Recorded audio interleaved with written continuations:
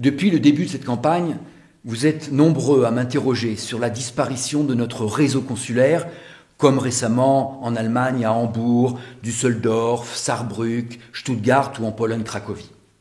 Il vous faut, je sais, faire quelquefois des centaines de kilomètres pour refaire une carte d'identité ou un passeport. Et pour les consulats qui restent encore ouverts, ils sont souvent surchargés car de nombreux postes ont été supprimés. Je le déplore comme vous. Malheureusement, notre dette publique nous oblige à faire attention à nos dépenses.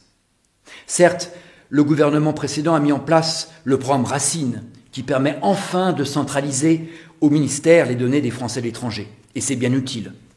Nous avons tous aujourd'hui un NUMIC, ce code personnel et confidentiel qui nous permet d'aller sur le site monconsulat.fr pour effectuer déjà les premières démarches.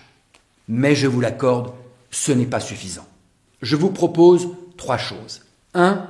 En Allemagne, de réexaminer l'ouverture d'un nouveau consulat, notamment à Saarbrück ou à Stuttgart, dans le sud de l'Allemagne.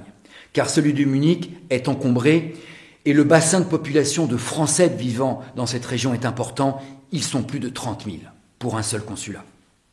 Deuxièmement, le développement des tournées consulaires. C'est aujourd'hui la meilleure solution.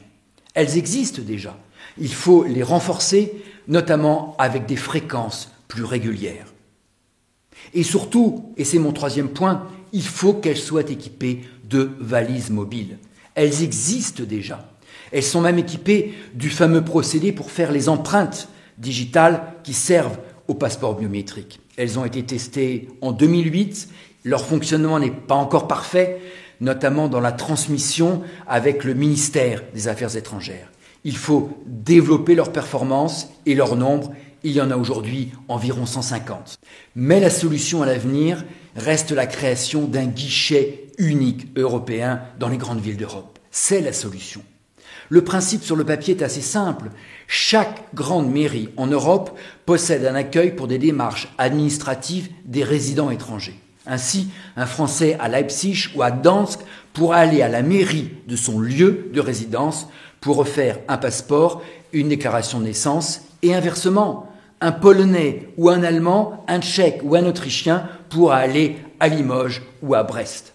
Certains sont encore réticents. Il faut peut-être commencer par des conventions bilatérales entre les pays qui sont prêts. Ce sera une de mes priorités.